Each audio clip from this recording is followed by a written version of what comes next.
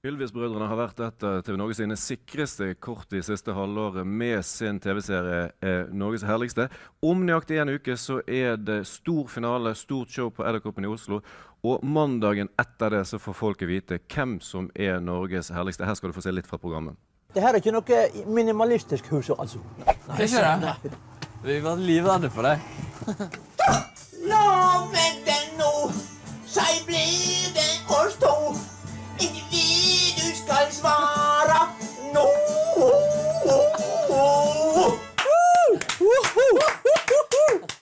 Du, det der var rett og slett helt gull. Det var rent gull. Enormt overraskende. Jeg tror du best live, ikke du det? Det kan godt hende. Det kan godt hende, ja. TV jo fantastisk, fordi du lærer så mye hver dag, og det oppdager nye ting i verden. Og hva det største dere har lært med Norges herligste? Sangteknikk. Ja, dere har endelig lært det. Endelig har vi lært det. Sangteknikk og lassokasting. Nei, vi har fått gjøre mye kult, vi altså. Ja.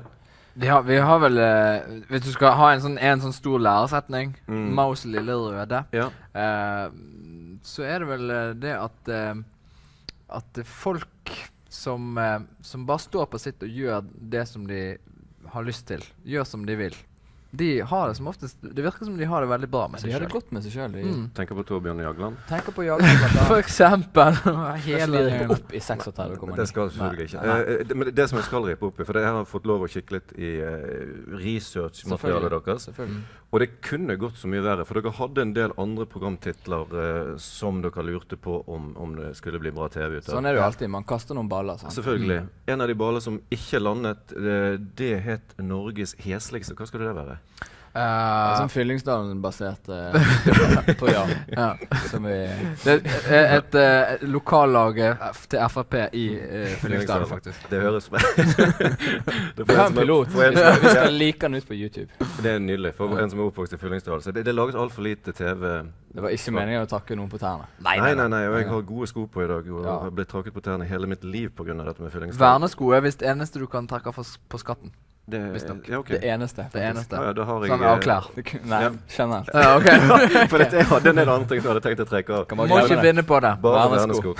Yes. Så var det Norges deiligste. Der det mye fint å ta av. Ja, men der forstod jeg at den falt fordi Sondre Lerche aldri var lenge nok i Norge til at vi kunne gjøre noe intervju. Nettopp. Og så tenkte vi på at vi bare egentlig skulle lage som en sånn Stortinget-basert produksjon da. At vi bare skulle samprodusere det med NRK Stortinget. Absolutt alltid Storting. Ja. Snop på ting hadde vi også. Påsagodt i hovedstaden. Norges heldigste. Norges heldigste. Det må være oss som har fått en så fantastisk jobb. For her står det 2 brødre som får reise rundt i Norge og filme rare mennesker. Ja. Nei, du er ikke langt ifra det der, altså. Nei. Den som jeg kanskje synes var mest spennende, var Sveriges feiteste. Men det var så kort program da. Liksom bare oppsøke en og så bare, se her 300 kilo, wow. Og så var det igjen. Så var det gjort. Var det andre titler som falt ut sånn tidlig? Nei, altså ikke så jeg husker nå, altså. Nei. Mest eksembefengte. Ja. Bergens lodneste. Bergens lodneste. Som skulle være Helge Jordal dagen etter. Ja, og Herman Friele. Sammen. Ja, nydelig. For første gang i verden. Stygge bilder i hodet her nå. Altså. Der, altså. Kronprinsen takket høflig nei til å være Norges kuleste. Ja. Det var kanskje like greit. Han vet at han det, sant? Og så blir det litt sånn, det blir pinlig for han. Det rart å si det. Ja. Men han nominert i kategorien Norges flinkeste til å kjenne sin besøkelsestid. Etter den avgjørelsen. Og det var også en titel dere har jobbet lenge med. Der har vi jobbet lenge med. Men Norges kronprinsesse. Ikke kronprinsesse, men kronprinsesse. Ja, for jeg trodde det stod Norges kronprinsesse, men jeg hadde dysleksi fra Dal, så jeg men det skulle altså være Norges kronprinsesse. Den obligatoriske Dalen-dysleksien. Daleksien, som det hadde også bare blitt et program, selvfølgelig. Ja, helt klart. Det bare en Dal. Så sånn sett har vi lært en del om TV. Du må ha litt flere ideer. Større nedslagsfelt. Nedslagsfelt. Må du også lære å snakke snakke så flott. Ikke nødvendigvis. Hvordan kårer en Norges herligste? Ja, der har du en liten jobb. Heldigvis så har jo vi vært så smarte at vi har skjøvet det ansvaret fra oss på slutten av hver sending og sagt, det du der hjemme som bestemmer. Og det er jeg glad for, fordi at hvilke går jo ikke kriterier man skal stemme etter, det er jeg sannelig ikke sikker på. Nei, det er mye forskjellig. Det er mye forskjellig med den serien her. Som du kanskje har lagt merke til hvis du har fulgt med på den. Har du det? Jeg har ikke fulgt med på den. Jeg er jo for Det er så dårlig utgangspunkt. Nei, men da vil vi ferdige her. Jeg får ikke det inn i dag. Dere har rett og slett skjøvet ansvar på seerne. Ja. Du er jo en seer, så nå skal du få se et klipp fra Norges herligste. Skimter vi litt erotikk i... Det er en del erotikk, ja. Alle damene liker så godt, sa bilder her. Sa frekkast. Men det er litt sånn i overgangsalderen, så er det litt sånn Du vil kvinne. Vil kvinne rundt 50, du har sett de? De er helt gale. Det med sånn digre ringer og sånt. Og så er du på seminar. Ja, du har sett de. Vil kvinne er modne og hyggelige, vitale damer. Det er det jeg syns. Ja. Kjempebra. Og hurra for vil kvinne. Mitt flaueste øyeblikk under dette intervjuet var selvfølgelig når dere, den slemme gutt, avslørte at jeg ikke hadde sett alle programmene. Ja. Hva slags episoder husker dere som de flaueste fra opptak? Flaueste...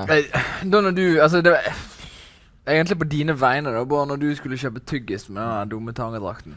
Det må ha vært litt flaut. Ja, det skjer et eller annet merkelig, altså du på en måte Gå inn i en modus, du får frem noen pussige gener som du vanligvis ikke bruker, som bare sier at det går sikkert greit dette her.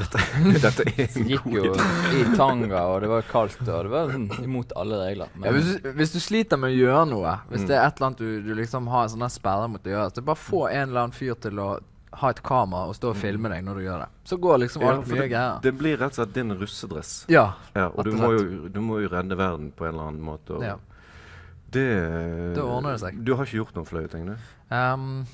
Jo, men det var liksom ikke det var ikke public, som jeg husker. du gikk jo i denne greien først du også, sant? Ja, men Nede i det var kjelleren jo i kjelleren til han homofrisøren.